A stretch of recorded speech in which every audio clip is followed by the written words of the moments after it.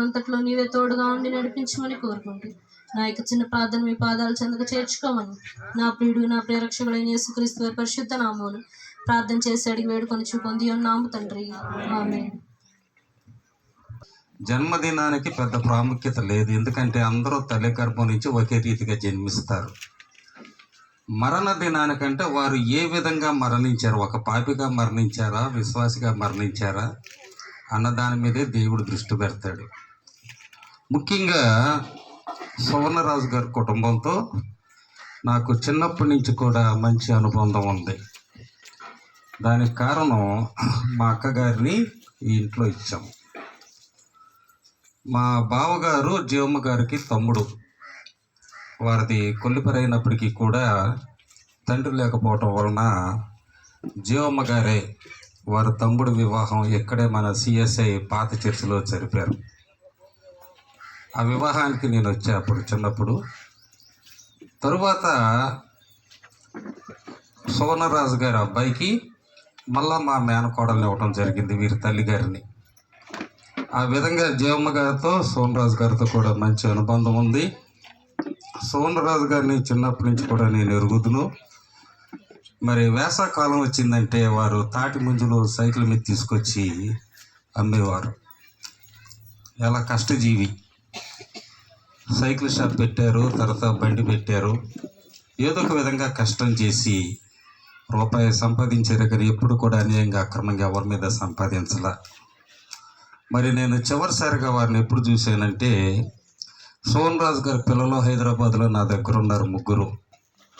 వారు జీతం రాగానే, బాబాయ్ ఎలాగో గుడివాడ వెళ్తున్నావు కదా, తుమ్మలపల్లి వెళ్ళి మా నాన్న కొంచెం డబ్బులు ఇవ్వమని నాకు ఇచ్చారు. అప్పుడు నేను ఆ డబ్బులు తీసుకుని సోమరాజు గారు ఇవ్వడానికి తుమ్మలపల్లి వచ్చాను. అప్పుడు ఆయన కాలంలో 2 కొండలతో నీళ్లు తీసుకుని 2 చేతులతో పట్టుకొస్తున్నారు.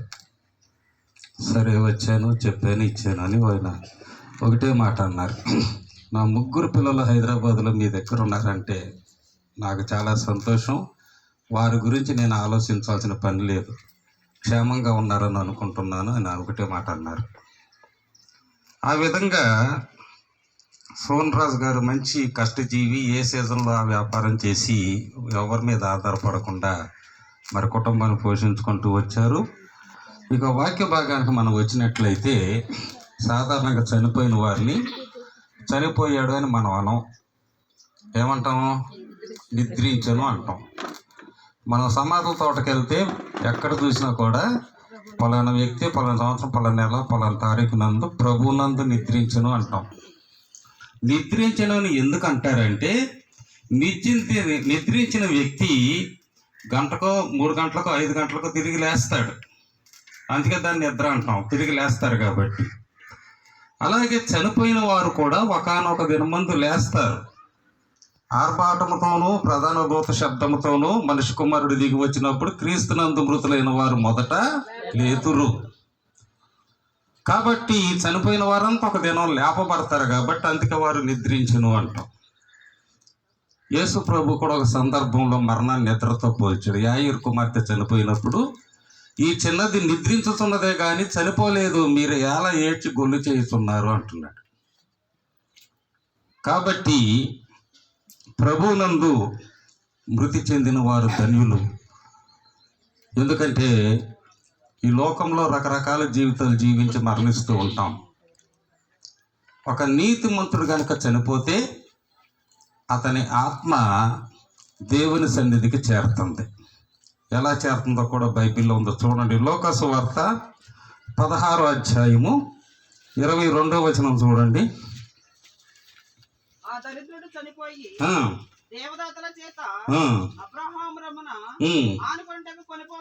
మరి ఇక్కడ చూసినట్లయితే నీతిమంతుని మరణానికి ఎంత విలువ ఉందంటే, అతను ఈ లోకంలో దరిద్రుడే కానీ దేవుని దృష్టిలో మాత్రం చాలా నీతిమంతుడు. కాబట్టి ఆ దరిద్రుడు చనిపోయి దేవదూతల చేత ఆత్మ దేవుని సన్నిధికి కొనుపబడింది.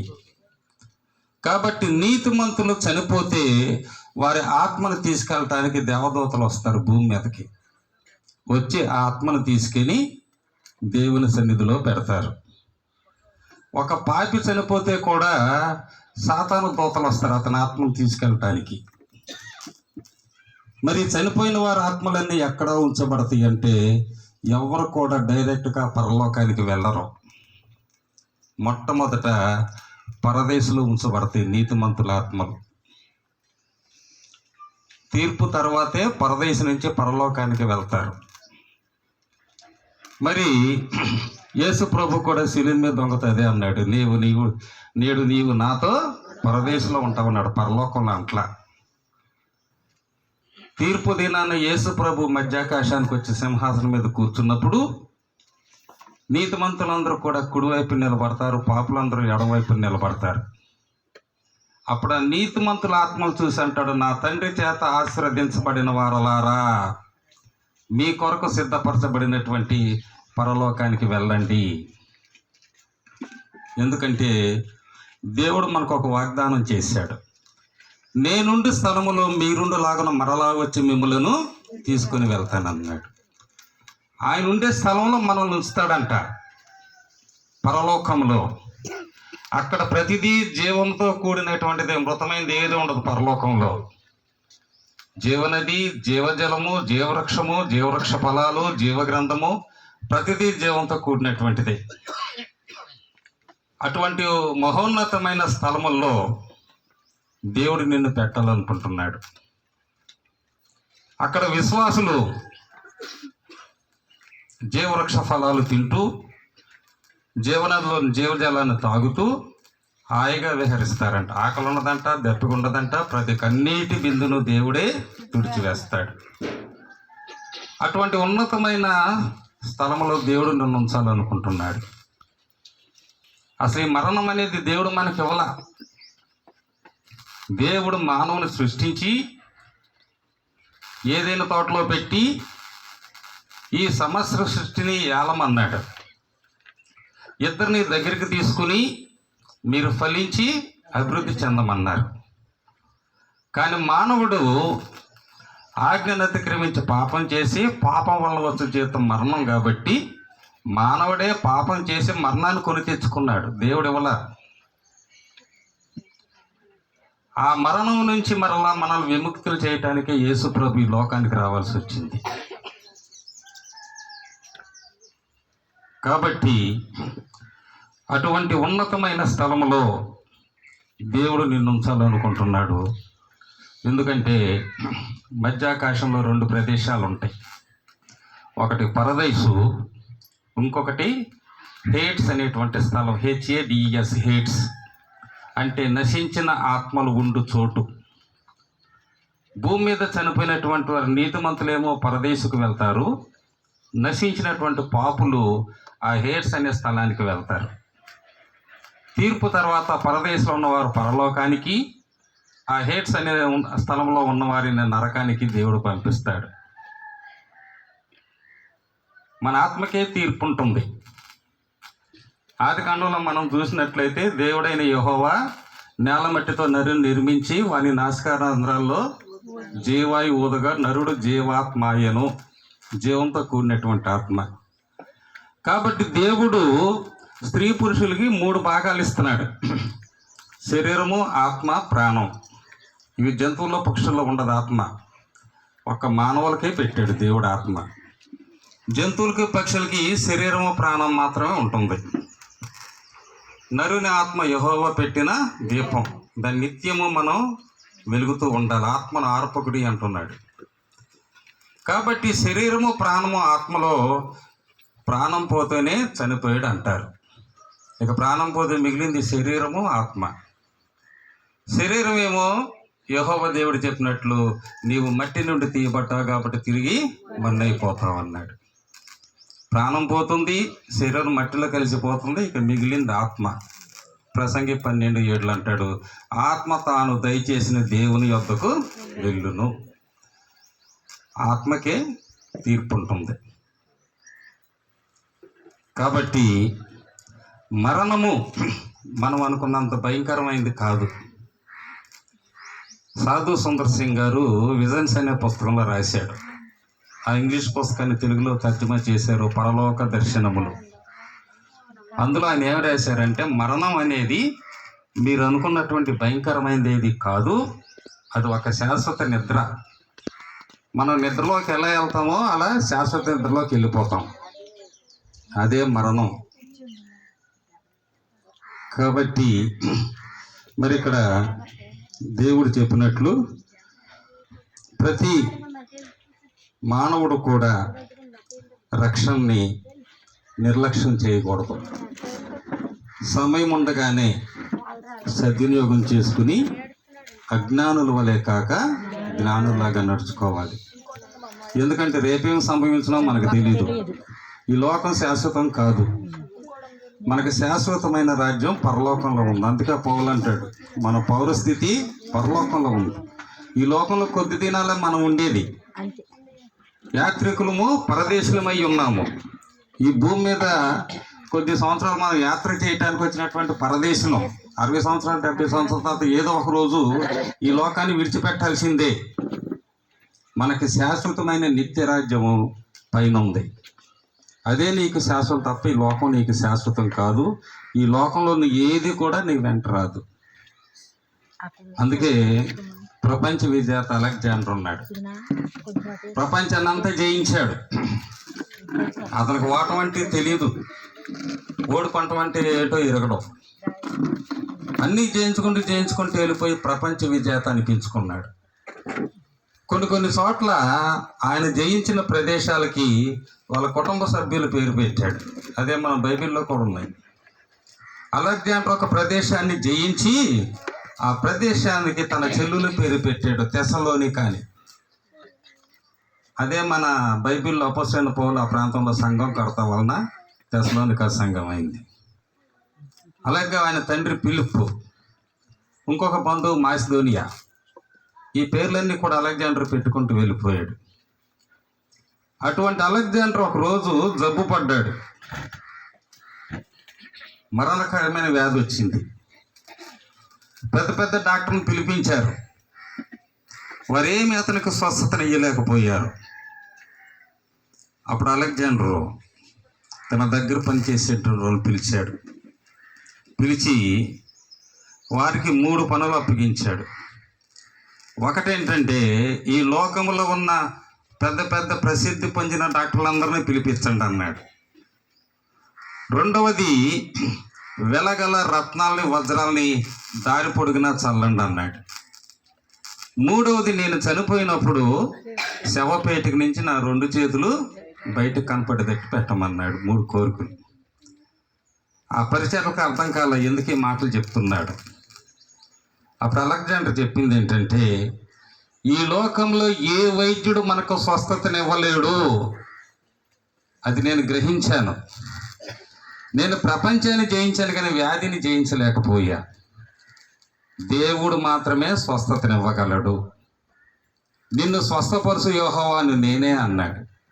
అతడు పొందిన దెబ్బల చేత మనకు స్వస్థత కలుగును అన్నాడు. రెండవది, ఈ లోకంలో ఏదైతే మనం మిక్కిలి వెలగలివి, ముత్యములు, విలువగలివని అనుకుంటావో మరణకరణములో అవేమీ మనకి పనిచేయవు, వృధా.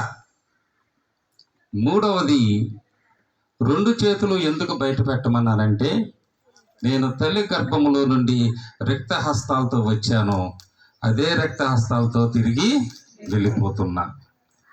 ఈ 3 లోకానికి తెలియజెప్పండి. నా మరణము ద్వారా ప్రజలందరికీ ఈ 3 విషయాలు గ్రహించి వారి జీవితాలను మార్చుకోవాలన్నాడు అలెగ్జాండర్. కాబట్టి అలెగ్జాండర్ చెప్పిన మాటలు మనం గ్రహించినట్లయితే అనేక సార్లు మనం వ్యాధిగ్రస్తులు అవుతాం. కొన్నిసార్లు మరణకరమైన వ్యాధి వస్తుంది. ఆ సమయంలో ఏ వైద్యుడు మనల్ని రక్షించలేడు. డబ్బు వృధా.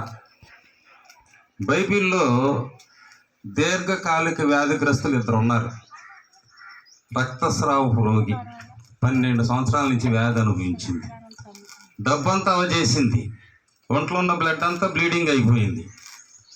ఇకేం లేదు, ఇక మరణమే శరణం అనుకుంది. ఆ సమయంలో బైబిల్లో ఒక మంచి మాట రాయబడింది. మార్కు 5:27 చూడండి. మార్కు సువార్త 5:27. చాలండి. ఈ రక్తస్రావ రోగి ఏం చేసింది? యేసును గూర్చి విన్నది. వినటం వలన విశ్వాసం కలుగును. మరి ఆవిడ యేసును గూర్చి విందంటే ఎవరో ఒకరు యేసును గూర్చి ఆమెకు చెప్పుండాలి. ఎవరు చెప్పుంటారు? అదే ఊరిలో సేన అనేటువంటి ఒక వ్యక్తి ఉన్నాడు. ఈ సేన అనేక దెయ్యాలు పట్టినటువంటి వ్యక్తి. ఇతను ఏం చేస్తున్నాడు? రోడ్డు మీద ఉండి వెళ్ళిపోయే వాళ్ళందరినీ రాళ్లతో కొట్టి గాయపరుస్తున్నాడు. ముసలోళ్ళని, మొక్కల్ని, ఆడవాళ్ళని, పిల్లలందరినీ రాళ్లతో కొట్టి గాయపరుస్తున్నాడు. అప్పుడు ఆ గ్రామస్తులు ఏం చేశారంటే, వీడు ఊర్లో ఉండాల్సినోడు కాదు, అందరినీ గాయపరుస్తున్నాడని గొలుసులతో బంధించి తీసుకెళ్లి శ్మశానంలో పడేశారు. యేసు ప్రభు ఆ ప్రాంతానికి రావటం జరిగింది. అప్పుడు శానలో ఉన్న దెయ్యాలు మాట్లాడుతున్నాయి, యేసు సర్వోన్నతుడైన దేవుని కుమారుడా, మాతో నీకేమి పని అన్నప్పుడు యేసు ప్రభు ఇతని వదిలిపెట్టి వెళ్ళిపోమన్నప్పుడు ఆ దెయ్యాలు కోరుకొని, అయ్యా నీవు కనుక అనుమతిస్తే ఆ సముద్రంలో పందుల మందులోకి వెళ్తామన్నారు. దేవుడు వెళ్ళమన్నాడా వద్దన్నాడా? అంటే దేవుడు మన ప్రార్థనే కాదు, ఆ దెయ్యముల విజ్ఞాపన కూడా ఆలకించేటువంటి దేవుడు. ఆ దెయ్యాలు కోరినట్టే వెళ్ళమన్నాడు. వెళ్ళిని ఆ పందులు ఊపిరాడక సచ్చినాయి. ఇప్పుడు శానా మామూలు మనిషి అయ్యాడు. అప్పుడు శాన అంటున్నాడు యేసు ప్రభుతో, బోధకుడా, మా గ్రామస్తులందరూ నన్ను కట్టి ఇక్కడ పడేశారు. నేను ఇప్పుడు ఊర్లోకి వెళ్తే మా గ్రామస్తులు నన్ను రానివ్వరు. కాబట్టి ఈ 12 మంది శిష్యులతో పాటు 13వ శిష్యుడిగా నేను నీ వెంట వస్తానన్నాడు. అప్పుడు ప్రభు అన్నాడు, నీవు విన్న వాటిని కన్న వాటిని వెళ్ళి ప్రచురం చేయి. అప్పుడు సేన ఊర్లోకి వెళ్ళాడు. వెళ్ళేసరి గ్రామస్తులందరూ ఆశ్చర్యపోయారు. ఏంటి మంచి బట్టలు వేసుకున్నాడు, అంతకుముందు అంతా రక్తపు మరకలు గాయాలు ఉండే కదా, ఈ మనిషి ఎట్లా తయారవటం కారణం ఏంటి? నా గ్రామస్తులందరూ కూడి ఆ సేనని అడిగారు, నీవి స్థితికి కారణం ఏంటి అంటే అప్పుడు ఆ సేన చెప్తున్నాడు, ఎవరో నజరేయుడైన యేసు అంట నా దగ్గరికి వచ్చాడు, నాలో ఉన్న దురాత్మలన్నీ వెళ్ళగొట్టి నన్ను స్వస్థపరిచాడు, ఊర్లోకి వచ్చాను అన్నప్పుడు ఆ సేన చెప్పిన సాక్ష్యము ఆ గుంపులో ఈ రక్తస్రావ రోగి విన్నది. అందుకే బైబిల్లో రాశారు, ఆమె యేసును గూర్చి విని, సేన చెప్పిన సాక్ష్యం ఈవిడ వింది. వినటం వల్ల ఈవిడ విశ్వాసం కలిగింది. ఆ సేనను స్వస్థపరిచిన బోధకుడు నన్ను కూడా స్వస్థపరుస్తాడనే విశ్వాసం కలగబట్టి యేసు ప్రభు ఎక్కడ ఉన్నాడో వెతకడం మొదలుపెట్టింది. ఎక్కడో కొండ మీద ప్రసంగం చేస్తున్నాడని తెలిసింది.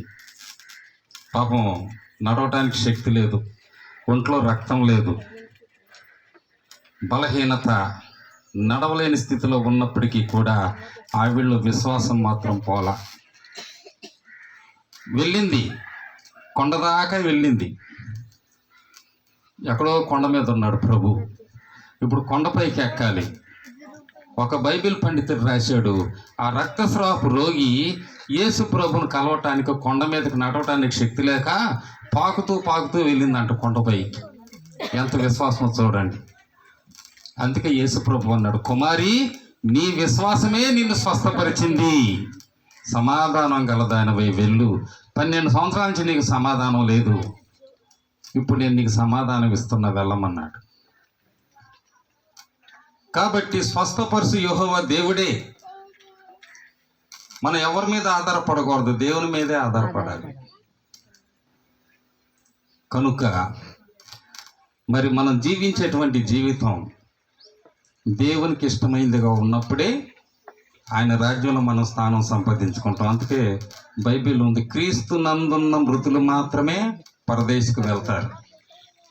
ఎవరైతే క్రీస్తును గురిగా చేసుకుని జీవిస్తారో, ఎవరైతే క్రీస్తు యందు జీవిస్తారో వారు మాత్రమే పరదేశంలో స్థానం సంపాదించుకొని తర్వాత పరలోకానికి వెళ్తారు, నిత్య రాజ్యం. కాబట్టి దేవుని రాజ్యంలో నువ్వు చేరాలంటే ఒక్కటే మార్గం, అది మరణం. మరణం ద్వారానే నువ్వు దేవుని రాజ్యంలోకి వెళ్ళగలవు తప్ప వేరే మార్గం ఏదీ లేదు. అందుకే ప్రభు చెప్తున్నాడు, నేనే మార్గమును సత్యమును జీవమును. అది అనారోగ్యం వల్ల మరణం కావచ్చు, యాక్సిడెంటల్గా కావచ్చు, ఆత్మహత్య కావచ్చు, ఏదైనా మరణం ద్వారానే మనం దేవుని దగ్గరికి చేరుకోగలుగుతాం. కాబట్టి ఈ కాలమున సోనరాజు గారు వారు జీవించినటువంటి జీవితం మరి కష్టజీవిగా జీవించారు. అనేక వ్యాపారాలు చేశారు. ఎవరి మీద ఆధారపడకుండా, ఎవరిని ఆశించకుండా. మరి బైబిల్లో చక్కని వాక్యం ఉంది, నీతిమంతుని మరణం తర్వాత ఆయన పిల్లలంట ఆశీర్వదించబడతారంట. మరి ఈరోజు ఆయన బిడ్డలు ముగ్గురు కూడా చాలా ఉన్నతమైన స్థితిలో ఉండి దేవుని వాక్యాన్ని ప్రకటించేవారుగా ఉన్నారు, మనం చూస్తున్నాం. కాబట్టి వారి ముగ్గురు బిడ్డల కుటుంబంలో కూడా దేవుడు దీవించలాగున ఆ నీతిమంతుని యొక్క ఆశీర్వాదం వారి బిడ్డల కుటుంబాలపై ఉంది. కాబట్టి చిన్న వాక్యంలో దేవుడు తన వెనుకల్లో